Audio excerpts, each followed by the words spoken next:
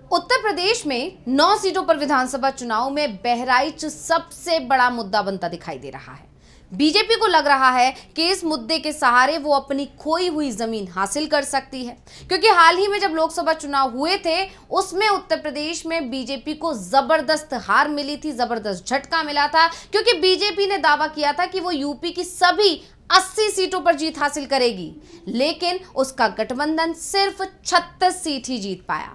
5 साल पहले यह संख्या 64 थी, यानी 28 सीटों का नुकसान बीजेपी को उठाना पड़ा था लोकसभा चुनाव 2024 में। वो तो अंतिम समय में जयंत चौधरी का साथ मिल गया, नहीं तो संख्या शायद 30 से भी नीचे चली जाती। फिलहाल उपचुनाव में जो मुद्दा सबसे ज्यादा गरमाया हुआ है वो बहराइच का है। तो कैसे बहराइच के सांप्रदायिक टकराव में बुरी तरह से फेल हुई है बीजेपी सरकार और अपनी असफलता में भी ढूंढ रही है कैसे मौका, और क्यों विपक्ष बहराइच में सरकार की आगे की कार्रवाई पर उठा रहा है सवाल, इसी को लेकर हम अपनी स्पेशल रिपोर्ट में करेंगे बात। नमस्कार, मैं हूं अंशिता। तो जैसा सभी को पता है कि 13 अक्टूबर के दिन बहराइच के महाराजगंज में दुर्गा प्रतिमा विसर्जन का जुलूस निकाला जा रहा था। इस दौरान नारेबाजी को लेकर विवाद शुरू हुआ और यह विवाद धीरे धीरे बढ़ गया और इतना बढ़ गया कि इस विवाद ने अंत में सांप्रदायिक हिंसा का रूप ले लिया। इस हिंसा में रामगोपाल नाम के एक युवक की जान चली गई। पूरे मामले में प्रशासन की गलती साफ साफ दिखाई दी, क्योंकि हजारों की भीड़ पर मात्र 15 सुरक्षा कर्मी तैनात किए गए थे। लेकिन अब अपनी गलती को ढकने की कोशिश प्रशासन कर रहा है और जहां हिंसा हुई उस जगह कई लोगों के मकानों को तोड़ने की तैयारी में जुट गया है। कहा जा रहा है कि राम गोपाल की जान लेने के मामले में आरोपी बनाए गए अब्दुल हमीद के घर बुलडोजर चल सकता है, और सिर्फ अकेले अब्दुल हमीद के घर पर बुलडोजर चलाने की तैयारी नहीं हो रही है, बल्कि 23 और मकान हैं जिन पर गाज गिराने की तैयारी की जा रही है। पीडब्ल्यूडी की तरफ से महाराजगंज में 23 मकानों पर नोटिस जारी कर दिए गए, यानी नोटिस चिपका दिए गए हैं। प्रशासन का कहना है कि वो धर्म देखकर नोटिस नहीं दे रहा है, बल्कि सरकारी जमीन पर जिन लोगों ने अतिक्रमण किया है उसकी जांच करने के बाद नोटिस दिए गए हैं। वैसे सवाल ये उठ रहे हैं कि अब्दुल हमीद या फिर दूसरे लोग जिन्हें भी नोटिस दिया गया है, क्या उन लोगों ने जो मकान बनाए हैं वो 2-4 महीने पहले के हैं? जी नहीं, ऐसा बिल्कुल भी नहीं है। जिन मकानों को नोटिस दिया गया है वो कई साल से वहां मौजूद हैं, कई सालों से वहां पर रहते हैं, लेकिन पीडब्ल्यूडी को अचानक ये जानकारी मिलती है, और ये तब मिलती है जब महाराजगंज में हिंसा होती है। तब उन्हें पता चलता है कि ये जमीन जिस पर मकान बने हैं आरोपियों के, वो तो जमीन सरकारी जमीन है। तो जिन लोगों के नाम हिंसा में आ रहे हैं उन लोगों ने सरकार की जमीन पर कब्जा कर लिया है। अब जो लोग जेल में बंद हैं या फिर जो लोग फरार हैं उनको नोटिस देकर बताया जा रहा है कि अवैध अतिक्रमण है, इसे तोड़ लो। सिर्फ 3 दिन का वक्त दिया गया है। नोटिस मिलने के बाद कई लोगों ने घर और दुकान से सामान हटाना शुरू भी कर दिया, यानी अफरा तफरी मच गई है, क्योंकि सभी को ये बात पता है कि अगर यूपी में एक बार बुलडोजर कार्रवाई की बात भी शुरू हो गई तो फिर बुलडोजर आता ही है।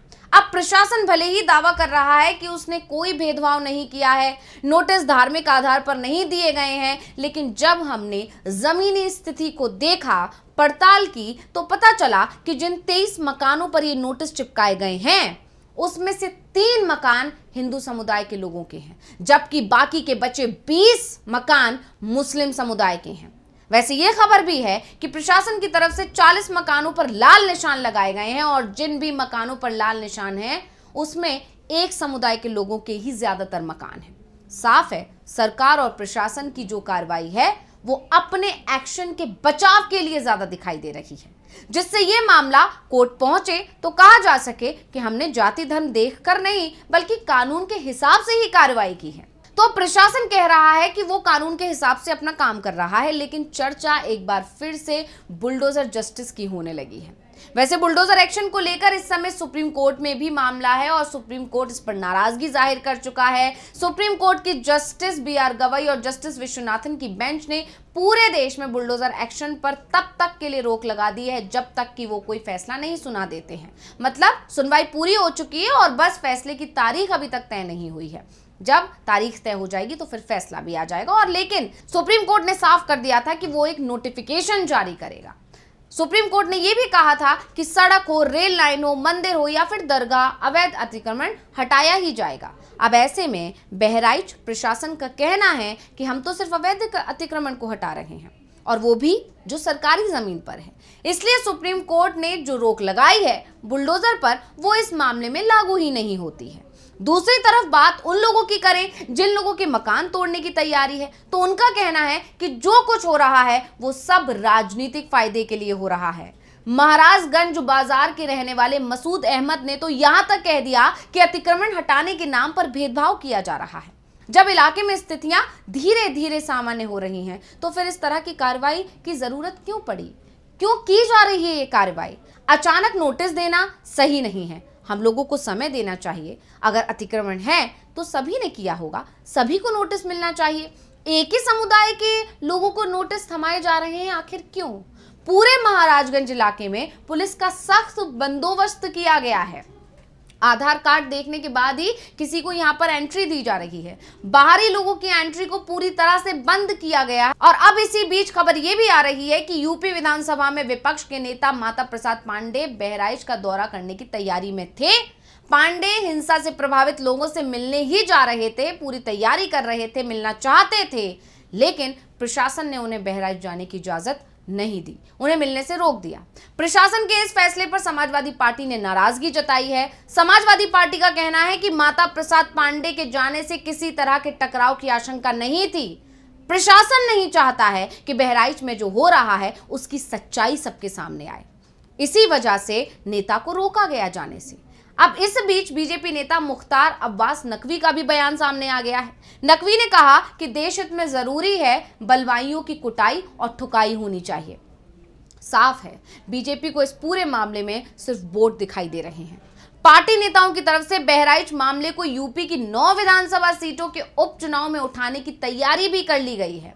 इस पूरे मामले में सरकार की तरफ से प्रशासनिक अधिकारियों पर एक्शन भी लिया गया है। बहराइच डीएम ने महसी एसडीएम अखिलेश सिंह को हटा दिया है, उनको बहराइच सदर से अटैच किया है। हालांकि उन पर कार्रवाई क्यों की गई ये नहीं बताया गया है। और अब बात अगर हिंसा को लेकर पुलिस एक्शन की करें, तो अब तक 89 लोगों को गिरफ्तार किया गया है और गिरफ्तार किए गए ज्यादातर आरोपी अल्पसंख्यक समुदाय से ही जुड़े हुए हैं, जिसमें राम गोपाल की जान लेने के मामले का मुख्य आरोपी मोहम्मद सरफराज भी शामिल है। तो अभी जो स्थितियां यहां बन रही हैं, जिस तरह की खबरें आ रही हैं, जिस तरह से बीजेपी इसे अपने पक्ष में भुनाने की कोशिश कर रही है, उससे साफ है कि कहीं ना कहीं विपक्ष जो आरोप लगा रहा है कि इस घटना के पीछे की जो वजह है वो सिर्फ और सिर्फ यूपी में होने वाले उपचुनाव है। और क्योंकि यूपी में जब लोकसभा चुनाव हुए तो बीजेपी को बहुत बड़ा झटका लगा, अब उसी की भरपाई करने के लिए यूपी में ये तरीका अपनाया जा रहा है बीजेपी की तरफ से। अब इस तरह के आरोप तो लग ही रहे हैं।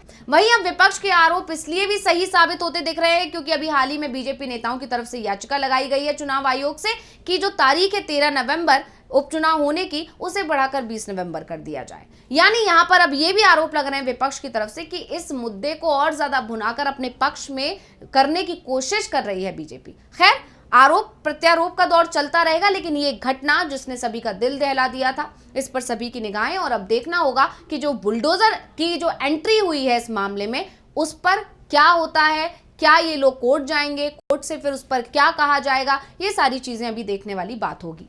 तो इस रिपोर्ट को लेकर और इस जानकारी को लेकर आपका क्या कहना है, हमें कमेंट करके अपनी राय जरूर दीजिएगा। इसी के साथ मुझे दीजिए इजाजत। देखते रहिए DV लाइव। नमस्कार।